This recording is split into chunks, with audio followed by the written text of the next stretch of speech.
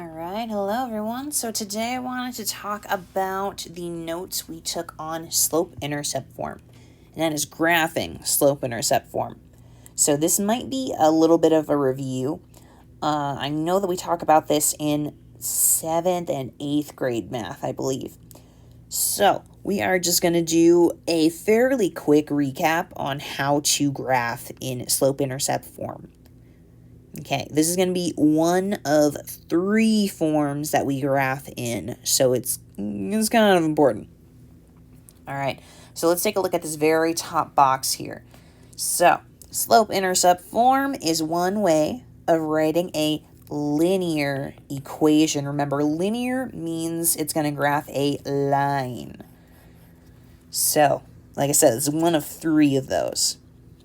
Okay, so slope-intercept form is y equals mx plus b.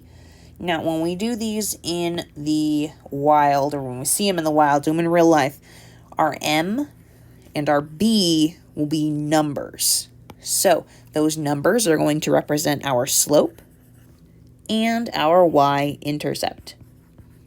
We talked about these in the last set of notes that we did on our key features of a line. All right, so let's talk about how to graph these lines in slope-intercept form.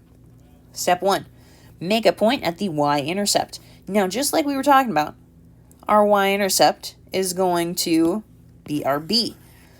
But remember, that's going to be an actual point with coordinates. So whenever we have a y-intercept, our x value will be 0. Remember, your x value comes first. And then it's going to be your y value, which is your b. Okay, number 2, use the slope to get another point by following its rise over run pattern. Alrighty, then 3, connect the dots, or connect the points with a line. And that's about it. These are only 3 steps, and you don't even have to calculate anything at all. All you have to do is graph, which is super nice. All right, so let's take a look at a couple of these problems. Let's start with number 1 over here. All right, so number 1 says y equals 2x plus 3.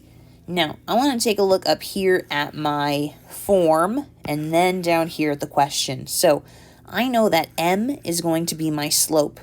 Your m is always going to be the number that is next to your x. So for us, that's going to be 2. Our 2 is going to be our slope. And then our b is going to be the number that's added or subtracted to the end of that. So for us, that is 3. And that is going to be our y-intercept. Alrighty, so what we needed was a point for our y-intercept. Remember, your x value is always going to be 0. And the other value is going to be your y-intercept, which is 3. Okay, and then our slope says it's going to be 2. Now, when we see slope, what we want is a fraction. So, a whole number can be turned into a fraction by just putting it over 1, because that doesn't change anything. Okay, so let's follow the steps. So we started with our y-intercept, so that's going to be at 0, 3. So I'm going to go over to my graph. I'm going to start at 0. And then I'm going to go up 1, 2, 3. Now I'm going up because it's a positive 3. If it were negative, I would be going down. All right. So now I'm going to follow through with my slope here. Now, since 2 is positive and our 1 is positive, and we have a rise over run situation, my 2 is positive, so I'm going to go upwards. My 1 is positive, so I'm going to go right. So from the point we just started at, we're going to go up 2, 1, 2, over 1 to the right here. That is where the next point is going to be. All right. Now, here's the problem. I need 3 points on my graph. So I don't have any more room to keep going up. I'm out of space. So if I can't go up, I'm going to go down. I'm going to go backwards. I'm going to do the exact opposite of what we have. So we just went up 2. The opposite is going to be going down 2. I went to the right 1. The opposite is going to the left 1. So the exact opposite of what just happened. I'm going to start at the end point here, and I'm going to go down 2, 1, 2, over to the left 1 right here. So that continues my line. All right, so the last thing we needed to do was connect the points with the line. So that's what we're doing. Now we have a nice, clean, a little shaky, a little wobbly line that we got here. And that's it. That's all we got to do. We are following, or we're using the slope intercept. Oh my goodness. We are using the y-intercept and then following the slope pattern. Okay, let's take a look at another one. Let's do number 2. All right, so I'm looking at number 2, and I instantly see that we don't have anything over here. We are not adding or subtracting anything.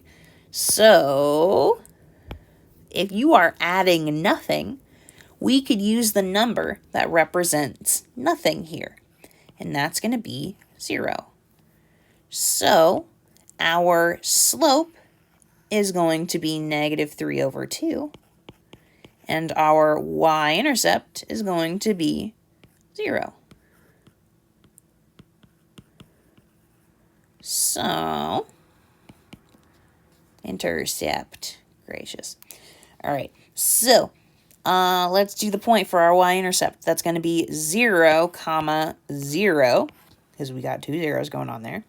And then our slope is going to stay exactly the way it is, -3/2. We don't need to change that at all. All right, so let's start plotting. We have 0, 0 as our starting point, and that's just right here in the middle, right at the origin. Yay. All right, so let's take a look at our slope here.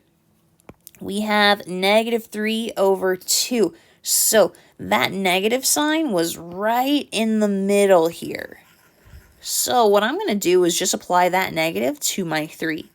We only have one negative sign, so we can only apply it to one number. I'm doing it to the top because I feel like it's easier to use that way. Maybe it's just me, I don't know. But that's what I'm choosing to do. So I'm going to have a -3. Since that's negative, that's telling me I need to go down. And then I have a +2, so that's going to tell me I need to go right.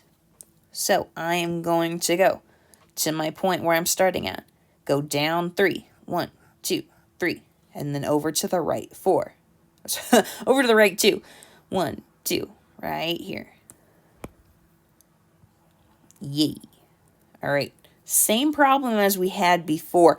I don't have enough room to keep going here. I don't have enough space.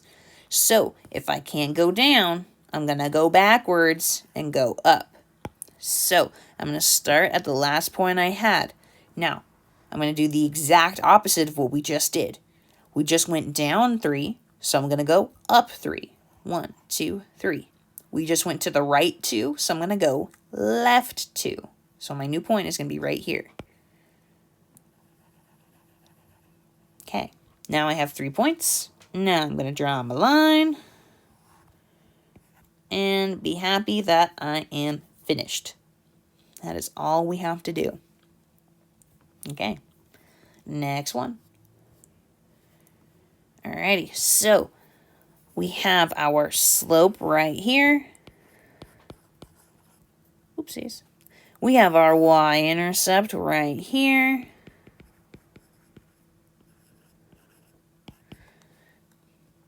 All we need is our point, which is going to be 0, -1. And our slope, which is 4/5. So this slope is telling me I'm going to go up 4 to the right 5. So let's do that. Start with our y-intercept. I'm going to go start at 1. We have a -1, so I'm going to go down to -1. Neat. All right, so now I'm going to go up 4 from the point I just put down. Up 1, 2, 3, 4. And then over, oopsies, and then over 5. 1, 2, 3, 4, 5. I'm right here at the edge. Okay. So now I can't go any further forward, so I'm going to go backwards. All right, I'm going to do the exact opposite that I just did. I went up 4, so now I'm going to go down 4 from my end point here. 1, 2, 3, 4. We just went to the right 5, so I'm going to go over to the left 5. 1, 2, 3, 4, 5. So I'm right here at the corner. Alrighty.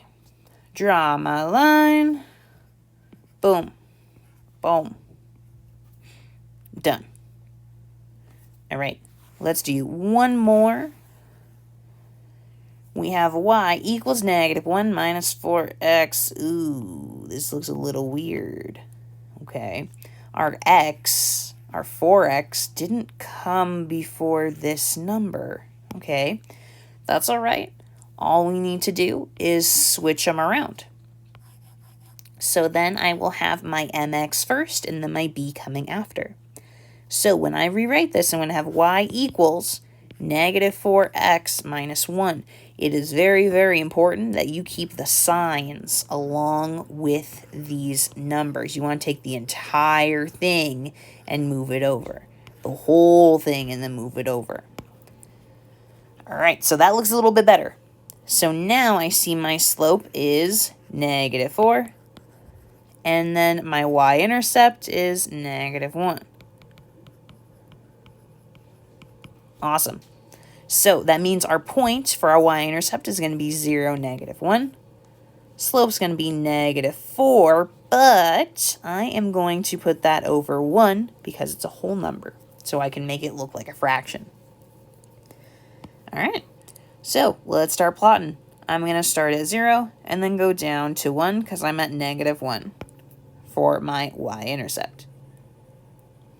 Okay. Now it says negative 4, so I'm going to go down 4 to the right 1. So I'm going to do that. Down 1, 2, 3, 4 over 1 right here. Okay, once again, I am out of space, so I can't keep going further. So I'm going to go backwards. All right, so doing the exact opposite of what we just did. Starting at my end point here. Instead of going down 4, I'm going to go up 4. 1, 2, 3, 4. And then over to the left one. Right here. Okay. All right, so I'm going to draw my line. Boom, boom, boom, boom. And that's it. So the last two we did not end up finishing in class, or some classes did, some didn't. It depended on what we needed to see. And we did not end up doing this bottom part here. Now, it's not that this part isn't important. We will come back to this. But we just didn't, well, some of us covered it, and that didn't really work out. So I'm not going to explain it here because we don't need it just yet. But this graphing part is going to be the most important thing for right now. Okay. So if you have any questions, let me know. Email me or find me on Teams, the usual. All right, y'all. Bye.